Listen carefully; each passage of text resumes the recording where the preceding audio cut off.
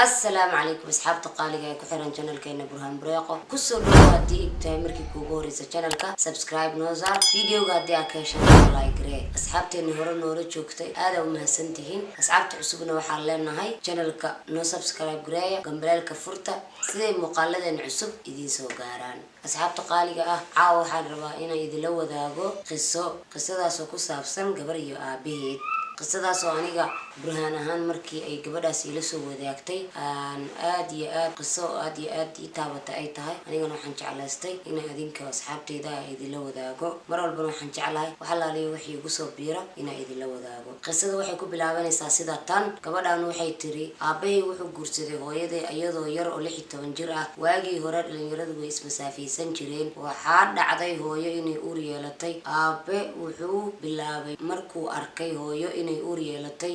inuu ka dhunto hooyo mar walba waxay lahayd cideeda u tag u sheeg inaan uur leeyahay intaa kadib aabe wuxuu go'aansaday inuu gabi ahaan ka tago meeshii uu ku noolaa markii uurkii ay u sheegtay dadkii cidna ma rumaysan hooyaday oo dadkii oo dhan way ka soo horjeesteen oo yiraahdeen saqajaan baa tahay aawa ninkii ilmaha ka dhalay ayadana markaa may aqoon meel ay ka raadiso wuxuu waqtigu isguraba hooyaday way idashay markaa wax garaadsaday oo aan ilmo roon oo wax fahmaya noqday dadku waxay idhihi jireen waa wacal oo aabaheed lama arag hooyaday markay qisadaas ku dhacday waxay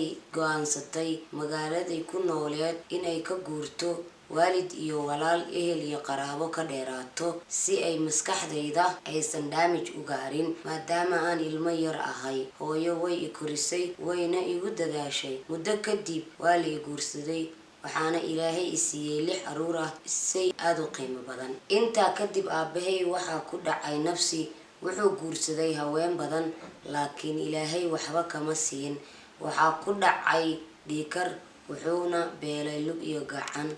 maanta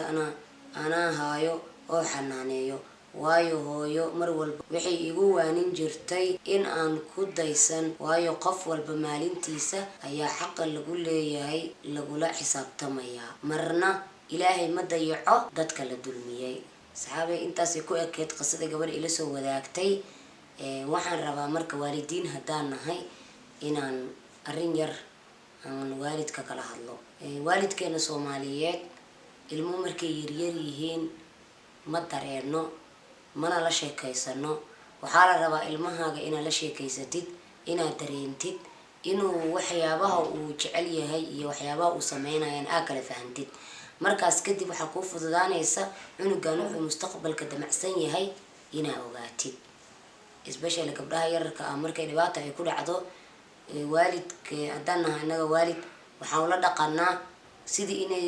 wiilku haduu qalad ku dhaco gabadhu ay ka dambi badan tahay oo wiilku aa u moodid inaan dambigaas uu ku dhacay aan buunbuunin laakiin gabdhaha waa buunbuunina si zaid ah loo buunbuuniyaa gabdhaha yararka ah waxa la yiraahdaa hiblaayisan waaye waxaa dhacda xataa mararka qaar in guryaha laga cayriyo waxaa dhacda in la dayriyo hadii ay uur yeelato kala ta gabadha waa la dayriyaa waa la nacaa waa la caaya bulshada laga dhax saaraa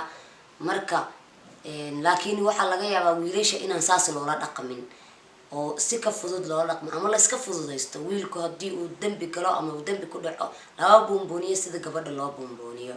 gabdhaha aada loo buunbuuniyo marka waalidka Soomaaliyeed waxa kula talinayaa gabadha ilmaha waa ilmo yar qalad uu ka dhacaya waayo 20 jir intuu geed ka boodo ayuu tala ka boodaa marka ilmuhu marka qalad uu ku dhaco oo gabadha ay wax ku dhacaan waxa la rabaa in tartiib loola sheekaysto wixii horta sax ah la ogaado wixii qaladana la ogaado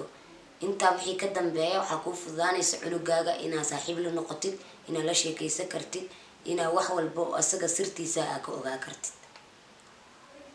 midda kale waxaan leeyahay aabayaasha Soomaaliyeed waayahan dambe ma garan karo aniga wax ka qaldan waxa dhacdo inay ilmahooda aysan danaynin waxa dhacda inay gabar intay uur u yeelan ay ka tagaan ilmihii in lagu dayaco inaan la biilin inaan waxba la siinin inaan cunugaas dhow ilaa uu ka weynaado asaga mustaqbal iyo meel intuu heer ka soo gaaro asaga uu isbixiyo inay ilmahaas la raadsan ilaahay subxaanahu wa tacaala ma ogola dulmiga gabdhaha yararka ah dulmiga koowaad aabayaasha ay galayaan waxa waaye gabar yar oo masaakiin oo cid u joogto oo wax baranaysa dulminayaan uur bay u yeelayaan waa kaga dhaqaajinayaan dulmiga labaad waxa waaye cunugii ayaga xalaal ilaahay si u siiyay oo ilaahay ayaga uu ka soo gooyay ay haddana ka dhaqaajinayaan waa laba dambi oo isfeer socota marka cunugaaga marka adiga aad ka dhaqaajiso biri adiga maanta adaa xoog asaga xoog yar asaa ku baahan laakiin adigu biri xoog ka dhamaanaya adaa u baahan marka maanta marka xoog uu ka dhamaado adaa u baahan cunugaaga cunugii shala aad dayacday marka adiga wajigay ku raadsanaysaa ilaa shala waa dayacday inaa magac siiso waa diiday ragga sameynaya inay ilmahooda ay ka dhaqaajiyaan oo ama ay inkiraan isku day inay inkiraan mideeda kale nafsi baa helay sida hadda gabadhan qisada ay ka sheekeynayso abeed nafsi baa ku dhacay nafsiga ku dhacay waxa waaye inuusan ilmo awlaad kale ilaahay uusa siinin naag wal badan uu guursaday al-ultimana inuu ayadii ilaahay baday oo ayadii uu soo hoos fariistay taas waa nafsiga ka gasho waxa waaye cunugaagii adiga oo xalaal ah meel cidla uga dhaqaajisay nimcadana sideeda banaanba hadaa lagu shukrin nusqaan ayay leedahay nimcada waxaa wanaagsan ilaahay markuu ku siiyo inaad ku shukrisid oo tirahdid alxamdulilah ilaahay nimcada isiiye ilaahay waadan kaaga mahad celina inaad tirahdid haddaa intaas dhihi weysid waxay leedahay nusqaan way nusqaamaysaa marka ragga Soomaaliyeed ha isku dayeen inaysan ilmahooda dayicin oo waayo ilaahay ma jecla qofka mas'uuliyadda dayaca quraankiisa ilaahay meelo badan uga hadlay xadiisyada uga hadlay sideeda banaanba waxa loo socdaana waxa waaye qof walba uu dhimanayaa markaad dhimatidna waxa ku sugaysa godka 2 mitir ah qof xisaabtaada adiga kula xisaabinaya ma jira qof walba xaq lagu leeyahay hadduu mid waalid noqdo iyo hadduu mid walad noqdo waa inaad iska ilaalisaa ilmaha yaryar oo marka waxa usoo noqonaya oo laga tagay oo la dayriyay alxamdulillah hooyooyinkii horta aad u mahadsan yihiin hooyooyinka ilmahooda korsada oo mostly waalidka hooyooyinka ilmaha aad u jecel yihiin aadayna u koriyaan aabaha ku soo haray still aabaha ku dayacay oo saas ku yeelay waxa laga yaabaa inay ka dhalinyaranimo qaaday iska cafiya marka waalidkiina iska cafiya waayo ilaahay markuu xaqiisa uu sheegay wuxuu ku xijiyay xaq waalidka wuxuu ugu xijiyay waxa waaye inuu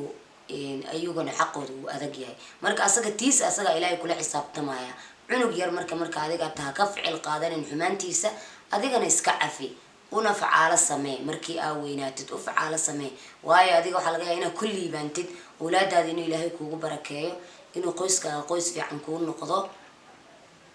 asxaabta qaaliga intaasaan kusoo gabagabeynayaa taladii waalidka siinayay waa mar kale iyo muuqaal cusub والسلام عليكم ورحمة الله وبركاته.